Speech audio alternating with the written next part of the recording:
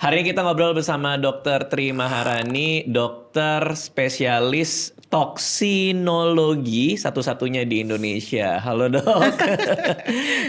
Mungkin spesialisnya emergency, subspesialisnya toksin. Oke, spesialisnya emergency. Gak apa-apa, aku yang gak ngerti.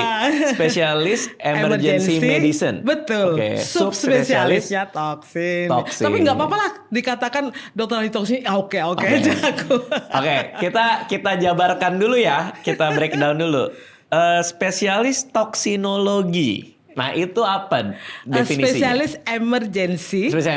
Subspesialis toksin. Jadi gini, di emergency itu ada 4 sub. Disaster, bencana-bencana gitu. Kemudian pre-hospital itu kayak ambulan, pertolongan. Ya kalau kita itu 119, kalau di Amerika 911 kayak gitu. Kemudian ada yang hospital di UGD.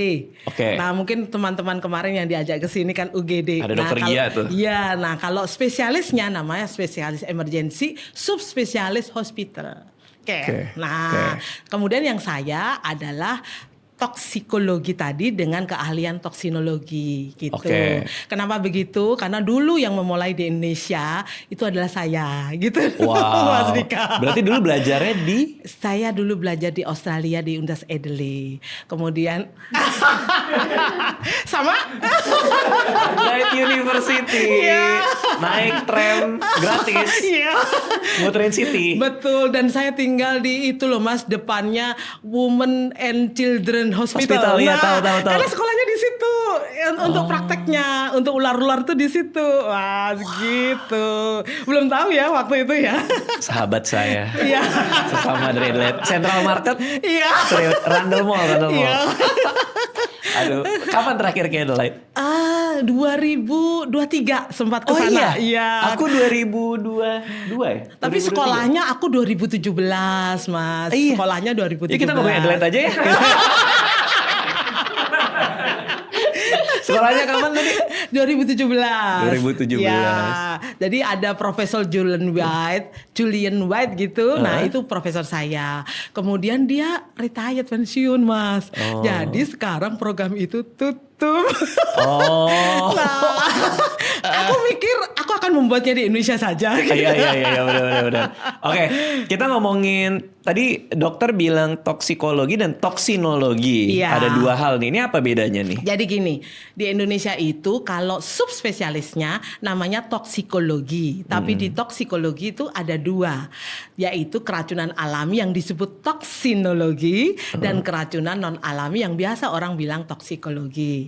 Aku sendiri sangat interest di toksinologi. Makanya kalau orang-orang di luar saking bingungnya ngomong dokter Maha ahli ular, ya udahlah gitu. Saya aja bingung. Pasrah. Intinya dokter ini ahli dari racun-racun yang disebabkan oleh alam. Betul. Dan tidak alami gitu juga. Ada juga. Oke. Nah, tapi meskipun pendidikannya belajar dua-duanya, tapi dokter sekarang lebih banyak ngurusin yang penyebab alam ya? Betul. Karena kalau yang tidak alam Mas ya, ada penyakit dalam, ada teman-teman farmako, ada. Nggak apa-apa lah kalau menurut aku kan sudah bidangnya mereka. Tapi yang ini yang neglected, yang nggak ada yang mau. Karena kalau hewan-hewan tuh ya orang jijik, takut, para dokter takut. Tanya aja sama dokter lain yang pernah di sini ya, takut nggak sama ular, takut nggak sama hewan laut.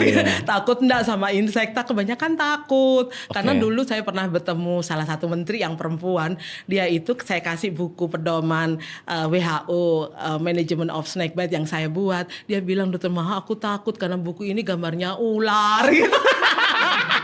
Jadi akhirnya ya begitulah. Nah, tadi aku mikir ya sudahlah aku yang di toksindo saja karena aku ini sejak kecil sayang sama hewan-hewan gitu. Meskipun dokter manusia lah ya, bukan dokter hewan aku. Paham. Ya karena sebagai dokter ngurusin manusia yang kena gigitan ular, binatang yang mengandung toksin kan? Iya, dan itu neglected, nggak ada yang ngerjakan. Nah ketika lulus dari Adelaide menjadi spesialis subspesialis toksinologi ini ke Indonesia, berarti pemanfaatannya langsung berasa tuh karena ada kebutuhan Iya, itu. betul. Tetapi sebelumnya gini, aku ini ASN udah 27 tahun. Oke.